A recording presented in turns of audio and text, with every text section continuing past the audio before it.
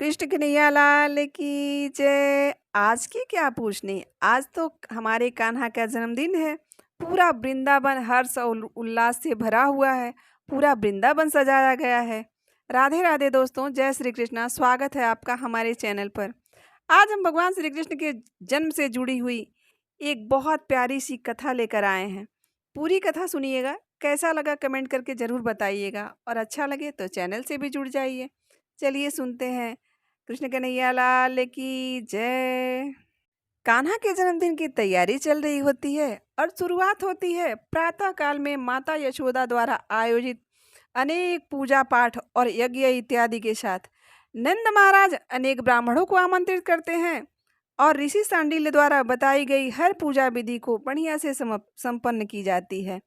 इन सब के अंदर एक कहानी है जो आज हम आपको बताने वाले हैं। क्योंकि यशोदा मैया कान्हा के जन्मदिन की पूजा के विषय में अधिक सतर्क रहती हैं, इसलिए सारी पूजा विधि बहुत बढ़िया से संपूर्ण की जाती है। कान्हा को भी इस पूजन में बैठने में बड़ा मजा आता है।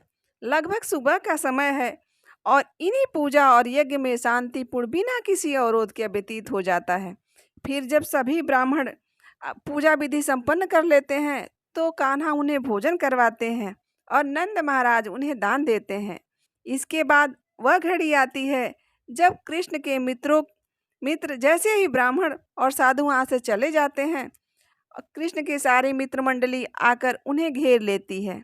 और वे सब खाली हाथ नहीं आए हैं, क्योंकि उन्हें पता है कि उनके कन्हैया का जन्मदिन है, तो वह कुछ न कुछ उपहार लेकर आए हैं।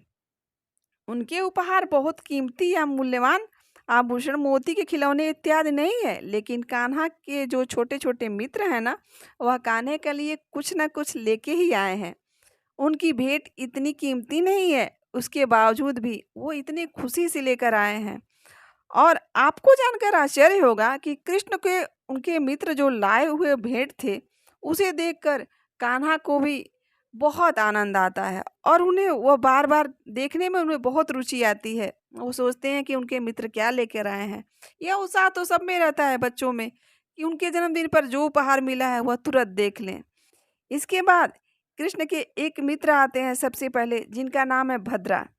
वह कृष्ण को एक उपहार देते हैं। वह एक छोटी सी डिब्बी में गाय के गोबर से बना हुआ बड़ा सा बड़ा ही सुंदर एक तिलक लेकर आते हैं और कहते हैं कि कान्हा, यह मैं तुम्हारे लिए लाया हूँ। और उसे देखकर कृष्ण भगवान बहुत प्रसन्न भी हो जाते हैं और उस तिलक को वह बड़े प्यार से तुरंत ही लगा लेते हैं और खुशी के मारे उछल पड़ते हैं और उत्साहपूर्वक बोलते हैं, वाह, मेरा मित्र भद्रा मेरे लिए कितना सुंदर उपहार लेकर आया है, कितना बढ़िया है। रोज सुबह मुझे यही तिलक लगाना चाहिए था। पता नहीं सांडिल्य ऋषि इतने महत्वपूर्ण विधि को कैसे भूल गए। वास्तव में तो मेरा मित्र भद्रा सबसे बुद्धिमान है, जो उसने मेरे लिए ऐसे मूल्यवान भेंट लेकर आया है। इस प्रकार कान्हा कह रहे थे, तभी एक और उनके मित्र बोले कि मित्र, मैं भी खड़ा हूँ, मैं भी कुछ लेकर आया हूँ। और वह 3 रंग वाला फूल लेकर आया था। कृष्ण के पास उस फूल को देकर और खुशी के मारे फूले नहीं समा रहा था और भगवान श्री कृष्ण भी खुशी से उछल रहे थे।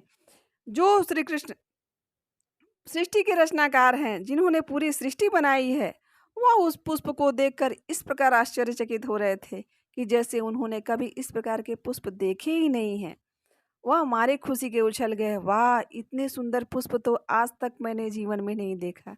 मित्र, तुम यह पुष्प कहाँ से लेकर आए हो? आज तक मैंने वृंदावन में ऐसा पुष्प तो कहीं नहीं देखा। कुछ मित्र कुछ फल लेकर आए थे, तो कोई मोर पंख लेकर आया था, कोई सफेद रंग का पुष्प लेकर आया था, तो कोई 3 रंग का लेकर आया था। चूंकि भगवान श्री कृष्ण का जन्मदिन था, तो इसलिए माता यशोदा ने उन्हें विशेष प्रकार से सजाया था।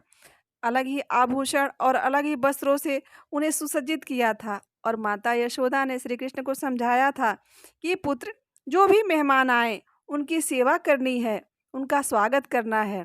कृष्ण को इस काम में बहुत मजा आ रहा था और बहुत अच्छा भी लगता था। मैया यशोदा ने उन्हें यह भी सुझाव दिया था कि जब उनके मित्र उनके लिए उपहार लेकर आएंगे, तो कान्हा को भी बदले में उनको कुछ न कुछ देना चाहिए। और कृष्ण को यह प्रस्ताव बहुत अच्छा लगा। कृष्ण के मित्रों के बदले में देने के लिए नंद बाबा और यशोदा ने पूरे वर्ष अनेक भेंट और उपहार एकत्रित किया था, और वह भी विश्व के कोने-कोने से मंगाए हुए सुंदर कपड़े और अनेक प्रकार के सुसज्जित सामानों से भरा हुआ था।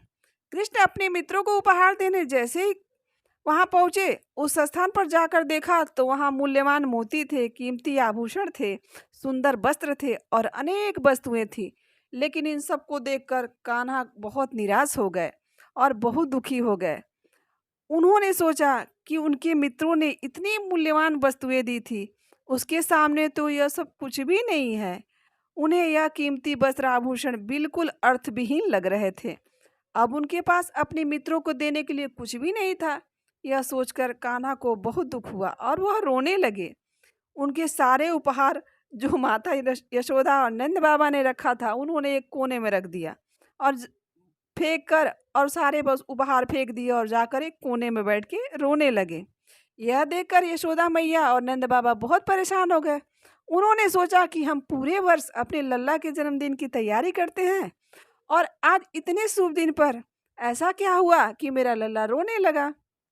इतने सारे उपहार हमने एकत्रित किए थे और कान्हा को वो एक भी पसंद नहीं आए।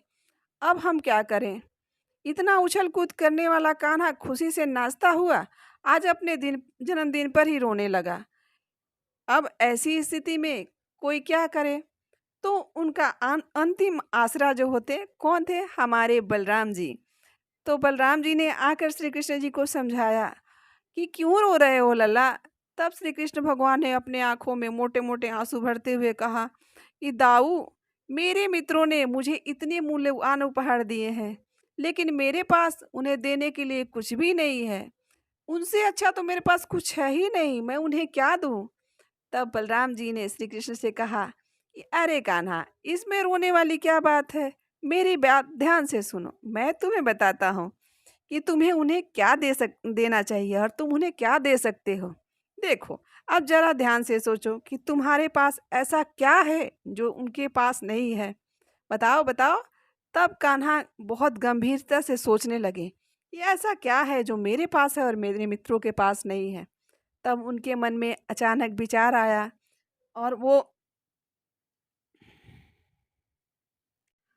खुशी से उछलने लगे और उनके चेहरे पर एक अलग प्रकार की मुस्कान आ गई।